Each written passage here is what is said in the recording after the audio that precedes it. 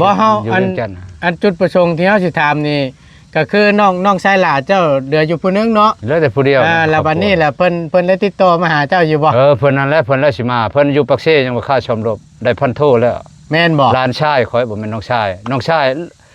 แท้ๆนั่นยังบ่ได้ล้มตายแล้วมันบอกแล้วลูกมันอันนี้เอ้าได้ชั้นพันโทมันบอกตายแล้วพ่อข่อยตายแล้วน้องชายเจ้าหั่นอ้าย2คนก็ตายหมดแล้วยังเหลือแต่ข่อยกับลาวนี่ล้านหั่นเราได้ชั้นพันโทแล้วเรารับผิดชอบการเงินอยู่แขวงจำปาสักยังชอมรบสิมาเอาเจ้าเมื่อยามบ้านในเมืองเจ้าจะเผาตายแล้วลุงเอ้ยว่าไทบ้านไทเมืองเขาจะเห็นหน้าเจ้าเขาฮู้ว่าเจ้ามีชีวิตแล้วเขาจะเบิ่งหน้าเบิ่งตาว่าอันนี้คือหลานเนาะหลานผู้นี้เอาจังซี่บ้านนี่พี่น้องบ่แม่นลูกน้องชายก็ตายแล้วอันน้องชายนี่ตายแล้วมันบ่ตายแล้วนี่ลูกหลานนี่อันที่บอกสุพังบ่โอเคพี่น้องเอ้ยบ้านนี้คือว่าตูนได้เว้าตั้งแต่ต้นคลิปพี่น้องเฮาเดินทางขึ้นมาเมื่อวานนี่ตู้พอดีมีเบอร์นึงโทรเข้ามาหาเฮาหลายคนอยู่นะคนโทรเข้ามาหาเฮาแล้วบัดนี้ล่ะเพิ่นเลยถามทั้งบ่ตูนนะบอกว่าพอตู้ปืนแก๊ปที่ไล่เมียน้อยนั่นเราอยู่บ้านใดว่าซั่นได้เมียอยู่บ้านใดทั้งบ่ตูนก็ได้บอกว่าอยู่บ้านห้วยยึงเมืองเซโปนแขวงชนเขตแล้วบัดนี้เราบอกว่าเรานั่นเป็นน้องชายเจ้าไงผู้นั้นแหละฉันน่ะอย่าผู้นั้นแหละเนาะผู้ชายเด้นี่ตู้เอ้ยยังเป็นน้องชายใช่ว่าลูกมันว่าตายแหละคือบ่ต้องเอาจังซี่ทั้งบ่ตูนบอกว่าเดี๋ยวเฮากำลังขึ้นเชฟโปนอยู่เดี๋ยวขึ้นไปฮอดเดี๋ยวสิติดต่อหายังเป็นน้องชายเอาจังซี่เดี๋ยวบ่ตูนสิโทรเบิ่งโทรผมดูนี่เป็นเบอร์นี้ติดต่อมาเมื่อวานนี่74บ่โอ้9195นี่เบอร์ใหม่อีกโอเคพี่น้องเดี๋ยวถ้าพังนำกันเนาะเราว่าเป็นน้องชายชื่ออย่างนั้นเราว่าชื่อค่ำเราคำดีแม่นบ่คำดีน้องชายนี่แหละเราเว้ากับบ่ตูนก็ว่าชื่อค่ำดีอันนั้นผู้นี้เพราะว่าตายแล้วน้องชายเจ้าโอเคตู้เอาพังนำกันเอาเดี๋ยวล้มเบิ่งค่อยว่าสิตายไว้ตายว่ามันก็ฟังเด้อเดี๋ยวบ่ตูนสิโทรนี่เบอร์นี่พี่น้องเอาลงเบิ่งเดี๋ยวสิเราคุยกันกับน้องแล้วเบิ่งว่าแม่นดีบ่ให้เพิ่นสืบทราบบ่สิเราต้นปลายสาเหตุลองเบิ่งด้วยติดอยู่ติดอยู่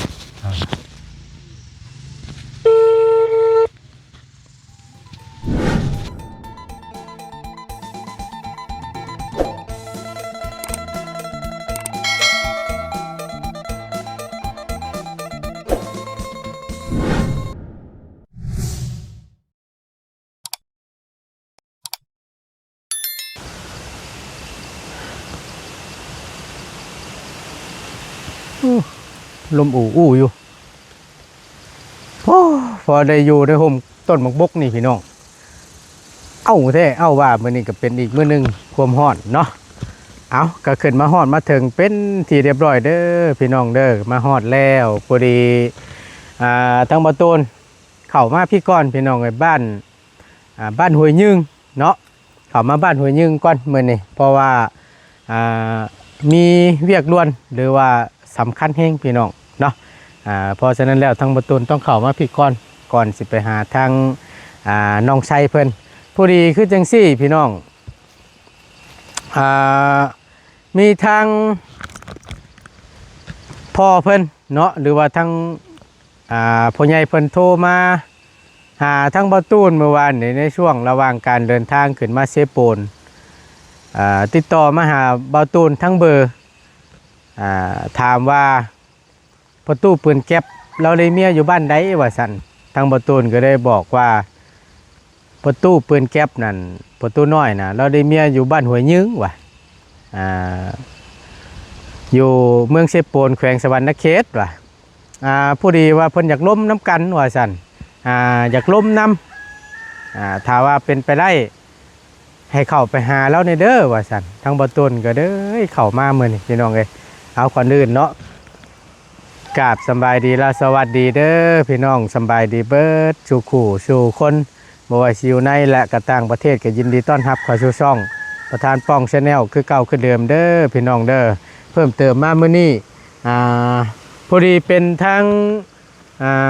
ตุพ่อแล้วว่า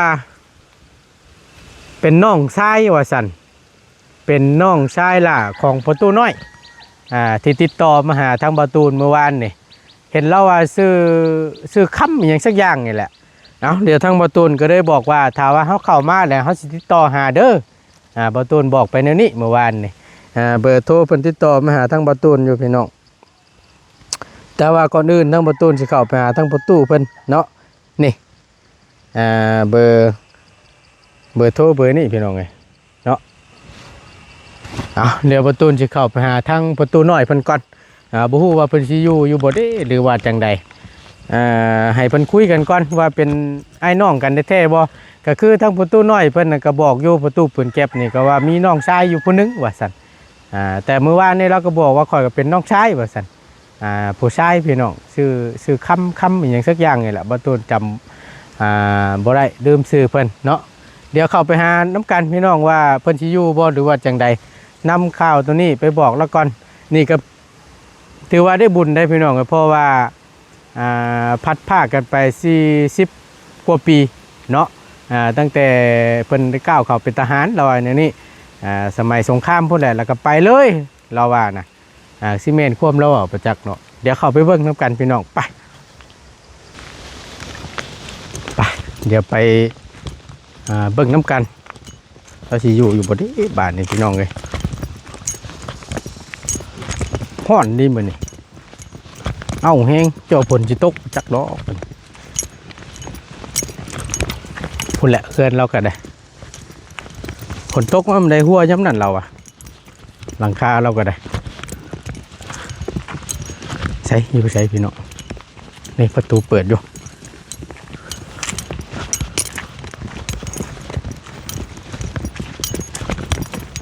ไปเบิ่งทำกันก่อน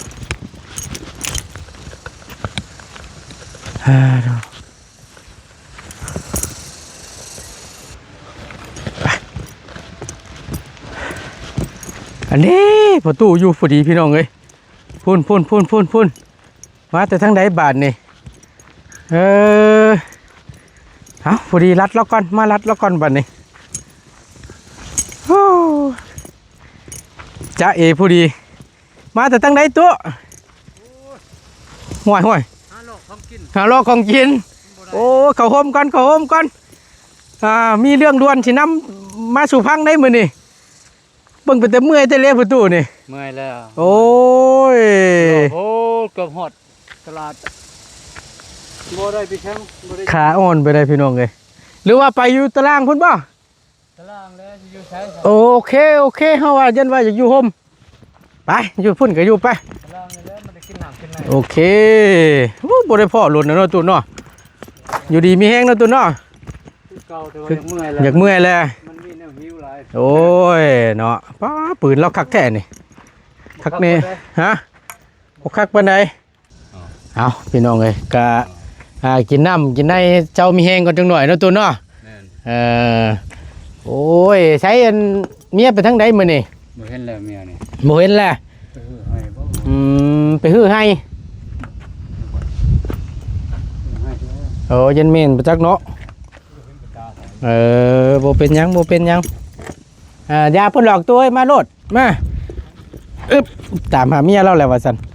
โอ้จังว่าสิเบิดบ่จักเนาะพี่น้องเนาะเอ้าบ่ตูนเบิ่งกล้องกันจักหน่อยนึงฮ้อนแท้ๆนี่โธ่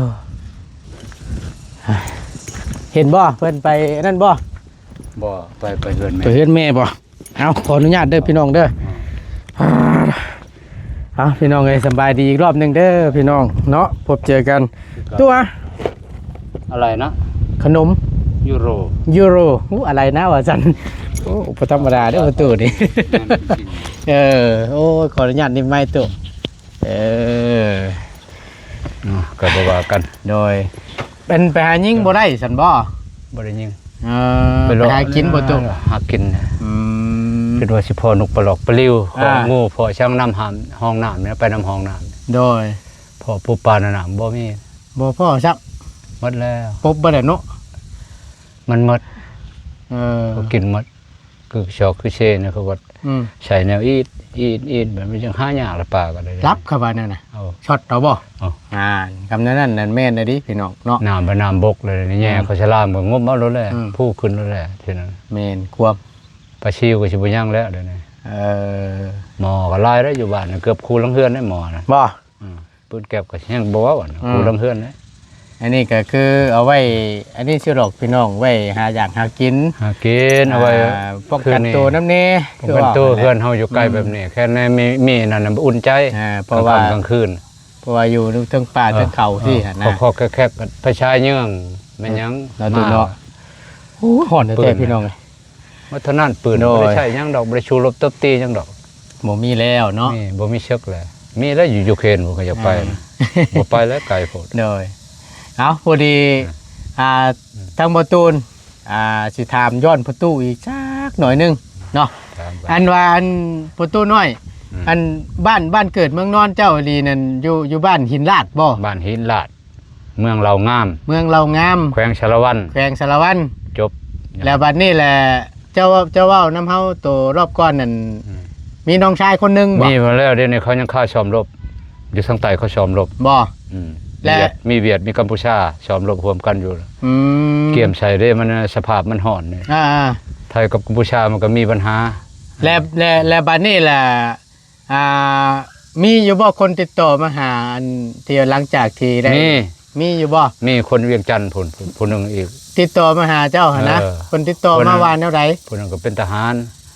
เราก็โอ้ขอยเห็นเจ้าก็แม่นเจ้าข่อยก็อยู่พี่ละอยู่เวียงคือกันว่าตะกี้โอ้ข่อยเห็นเจ้าอยู่ในคลิปแล้วว่า อ่า ข่อยเห็นไดเบอร์เจ้าข่อยโทรมา เจ้าเป็นคนชาละวันเป็นทหารไปหมดทั่วทิพย์ทั่วแดนโอ้ข่อยก็เคยอันนั้นอยู่ว่ะ โดย คือเคยคุ้นหน้าแล้วเราบอกชื่อแล้วแม่นแท้ว่ะ เรา เราอยู่สืบข่าว บ่เฮา อยู่ อัน เวียงจันทน์ อันจุดประสงค์ที่เฮาสิถามนี่ก็คือน้องชายหลาเจ้าเหลืออยู่ผู้หนึงเนาะ แล้วแต่ผู้เดียว แล้วบัดนี้แหละเพิ่นได้ติดต่อมาหาเจ้าอยู่บ่ เพิ่นนั่นแหละเพิ่นแล้วสิมาเพิ่นอยู่ปักเซยังบ่ค่าชมรบได้พันโทแล้ว แม่นบ่ หลานชายข่อยบ่แม่นน้องชายน้องชาย น้องชายแท้ๆนั่นยังบ่ได้ลบ ตายแล้ว ฮะ มันบอกแล้วลูกมันอันนี้ เอ้า ได้ชั้นพันโทมันบอกตายแล้วพ่อข่อยตายแล้วน้องชายเจ้าหั่นอ้ายสองคนก็ตายหมดแล้ว ยังเหลือแต่ข่อยกับลาวในล้านหันเราได้ชั้นพันโทแล้วเรารับผิดชอบการเงินอยู่แขวงจำปาชักยังชอมรบสิมาเอาเจ้า เมื่อจำบานในเมืองเจ้าจะเผาตายแล้วลุงเอ้ยว่าไทบ้านไทเมืองเขาจะเห็นหน้าเจ้าเขาฮู้ว่าเจ้ามีชีวิตแล้วเขาจะเบิ่งหน้าเบิ่งตาว่า นี่ อันนี้ เขาจะพา อัน เมื่ นี้ อ คือหลานเนาะ ล้านผู้นี้ล้าน เอาจังซี่บ้านนี่พี่น้อง บ่แม่นลูกน้องชายก็ตายแล้ว อัน ยัง น้อง แต่หลาน น้องชายนี่ตายแล้วแมันบ่ ตายแล้วนี่ลูกล้านนี่ อันที่บอก ลูก สุ น้ พั อง ง นี่ ชาย บ่ โอเคพี่น้องเอ้ยบัดนี้คือว่าตูนได้เว้าตั้งแต่ต้นคลิปพี่น้องเฮาเดินทางขึ้นมาเมื่อวานนี่ตู้ อืม พอดีมีเบอร์หนึงโทรเข้ามาหาเฮา หลายคนอยู่นะคนเคย โทรเข้ามาหาเฮาแล้วบัดนี้ล่ะเพิ่นเลยถามทั้งบ่ตูนนะบอกว่าพอตู้ปืนแก๊ปที่ไล่เมียน้อยนั่นเราอยู่บ้านใดว่าซั่นได้เมียอยู่บ้านใดทั้งบ่ตูนก็ได้บอกว่าอยู่บ้านห้วยยึง บ้านว่ายัง เมืองเซโปนแขวงชนเขต เออ และบัดนี้เราบอกว่าเรานั่นเป็นน้องชายเจ้า ไงผู้นั้นแหละฉันน่ะอย่าผู้นั้นแหละ เนาะผู้ชายเด้นี่ตู้เอ้ย อย่าเป็นน้องชายใช่ว่าลูกมันว่าตายแหละคือบ่ต้อง เอาจังซี่ อ่า ทางบ่ตูนบอกว่า เดี๋ยวเฮากำลังขึ้นเซโปนอยู่เดี๋ยวขึ้นไปฮอดเดี๋ยวสิติดต่อหา อย่าเป็นน้องชาย เอาจังซี่เดี๋ยวบ่ตูนสิโทรเบิ่ง โทรผมดู นี่เป็นเบอร์นี้ติดต่อมาเมื่อวานนี่ 74บ่โอ้ 9195นี่ เก้าห้าเบอร์ใหม่อีก โอเคพี่น้องเดี๋ยวถ้าพังนํกันเนาะเราว่าเป็นน้องชายชื่ออย่างนั้นเราว่าชื่อค่ำเราอ่ะ คำดี แม่นบ่ คำดีน้องชาย นี่แหละ เราเว้ากับบ่ตูนก็ว่าชื่อค่ำดี อันนั้นผู้นี้เพราะว่าตายแล้วน้องชายเจ้า โอเค ข้ยป็นลู ตู้ ก เอาพังน้ำกันพังน้ำกันเอาเดี๋ยวล้มเบิ่ง ค่อยว่าสิตายไว้ตายว่ามันก็ ฟังเด้อเดี๋ยวประตูสิโทรนี่เบอร์นี่พี่น้อง เอาลงเบิ่ง เดี๋ยวสิอ้ายเราคุยกันกับน้องแล้วเบิ่งว่าแม่นน่ะดีบ่ให้เพิ่นสืบ น้อง ทรา ชาย บ บ่สิเราต้นปลายสาเหตุลองเบิ่ง โดยติดอยู่ มันเนาะ ติดอยู่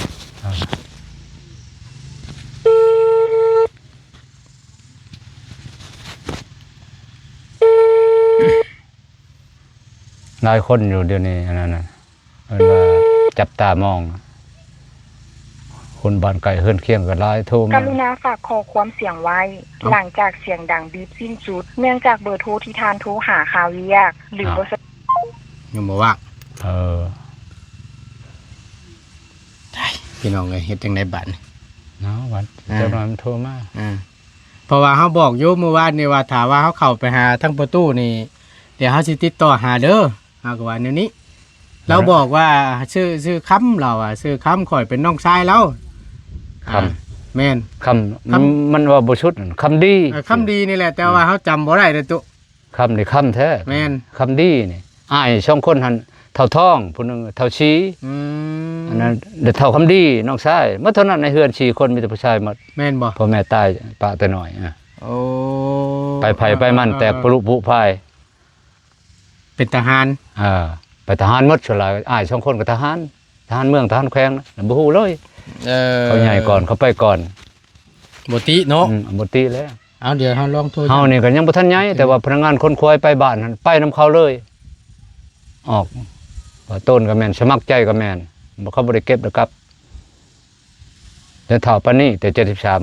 73จนเฒ่าจนแก่แต่นุ่งชงหัวหูดมาจักเท่าได้อายุ เดี๋ยวบ่ตูนลองโทรอีกครั้งหนึงพี่น้อง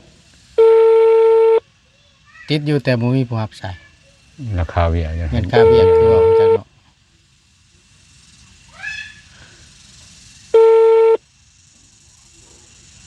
แม่นละเงินค่าเบี้ย กรุณาฝากขอเสียงไว้ หลังจากเสียงดังบีบสิ้นสุด เนื่องจากเบอร์โทรที่ทานโทรหาข่าวเรียกหรือบ่รับสาย ค่าบริการขอความเสียงจะ โอเคพี่น้องเอ้ยมีแต่ว่าถ่าจักหน่อย พอดีว่ายังบ่ว่างแหละตามเบิ่งเนาะเป็นเบอร์นี่โทรมาบ่ตูนจำได้เลยเมื่อวานนี่ระหว่างเดินทางขึ้นมาฮอดเมืองพีนนี่แหละเฮาเดินทางมาเมื่อวานเนี่ยพอดีทั้งพอเพิ่นโทรมาหาเฮาบอกว่าอยากล้มน้ำบอกว่าเป็นน้องว่าซั่นถ้าว่าเป็นไปได้นั่นเข้าไปหาเด้อ เป็นน้องของพ่อ แม่นเราว่าแนวนั้นเฮาก็เลยว่าเอาจังซั่นว่าเดี๋ยวเฮาสิ น้องมันบ่ทันตายคือมันลูกชายมันบอกบักอันนั้นก็ค่อยโทรอยู่มันค่าเวียกซ่อมรบบ่ได้นี่ อ๋อ มันหันสิมาเอานี่สิเอามาเอาเมื่อบ้านมันมีรถมีหยังบ่นี่มันมีเป็นคนมีแล้วมันคุ้มครองเป็นการเงินของทหารแขวงจำปาสัก บ่ มันได้ชั้นพันโทแล้ว มันหันเป็นลูกชายของน้องชายเจ้าว่ะ เจ้า เท่าคำดีเนาะลูกชายของเท่าคำดีหันมันบอก ยกเมนูกับบ่ทันปักใจดอกนี่กัน กับ ท่องเบิ่งก่อน เบิ่งไปก่อนเนาะ เบิ่งตัวจริงก่อนเบิ่งมันชมลบแล้วได้โทรอีก ว่าจักเจือจากเมื่ออยู่บ่ตุอยู่จากเมื่อเยี่ยมเมื่อยามบ่ ก็อยากเมื่อลองเบิ่งแต่ว่าให้อยู่นี่ก็บ่อยากอยู่ดอก แต่ก็อยากเมื่อบ้านเกิดเมืองนอนเนาะตุเนาะ เมื่อเบิ่งเมื่อนั้นนะเมื่อเบิ่งพี่เบิ่งน้องฮู้จักหน้าจักตากันแล้วผู้ใดตายผู้ใดยังเนี่ยจังคอยมาอยู่นำเมียพี่เมีย ไปเยี่ยมยามตาม สิให้อยู่บ้านนี่บ่อยู่แล้ว ญาติพี่น้องเนาะ ให้มันรู้ อยู่บ้านอยู่ช่องพี่น้อง เทินแล้วมันดนมันนานแล้วเด้ก็มัน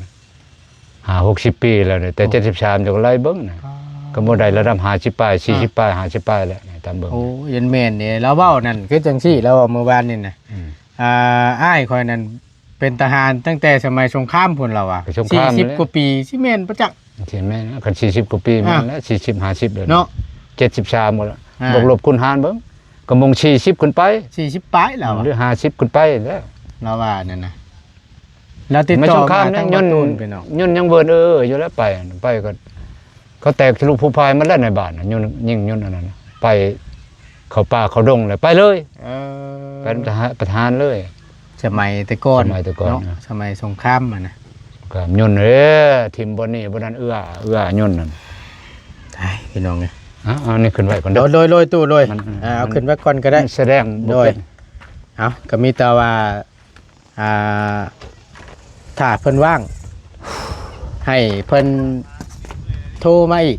ยัง เทื่อนึง ยัง และถ้าบ่ซั่นเดี๋ยวบ่ตูนสิถ่าจังหน่อยเดี๋ยวบ่ตูนสิโทรถามมืออีกเทื่อนึงเนาะว่าแม่นไอดีบ่แม่นแท้บ่ว่าเป็นน้องของประตูน้อยไอดีบ่เนาะนี่ก็ถ้าว่าเป็นน้องชายแท้ๆทั้งประตูนก็ดีใจได้พี่น้องไงเนาะที่ได้ให้อ้ายกับน้องเพิ่นได้พบได้เจอกันอีกครั้งหนึงหลังจากที่ ห่างหายไปลนเนาะทางผู้อ้ายนี่ก็ออกจากบ้านตั้งแต่73เนาะตัวเนาะเป็นทหารแล้วก็สมัยสงครามนู่นแหละพี่น้องแล้วก็บ่ได้เยี่ยมยามทำข้าวแล้วก็บ่ได้เมื่อบ้านเมื่อช่องเด้อนะพี่น้องจนฮอดปัจจุบันนี่แล้วพอดี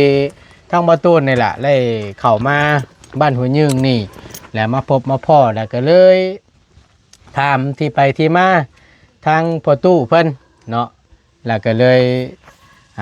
ฮู้ว่าพ่อตู้เพิ่นมาแต่ไสอยู่คนอยู่ไสบ้านใดแขวงใดแล้วพอดีก็มีหลายผู้หลายคนเนาะคุณหน้าคุณตาแล้วก็ติดต่อมาหาได้ได้ล้มนะพี่น้องเอาคำว่าเป็นญาติพี่น้องก็ดีหรือว่าเป็น น้องชายของพ่อตู้ก็ดีก็ทั้งบ่ตูนก็ดีใจนํพี่น้องเลยที่ได้คน2คนหลังจากที่ห่างหายไปล้นแล้วมาพบมาเจอกันเนาะตูนเนาะห่างหาย40-50 ปีแล้วนี่โดยบ่เห็นหน้าจักตายจักยังน้องชายจักไผอยู่แน่ไผเป็นไผบ่ฮู้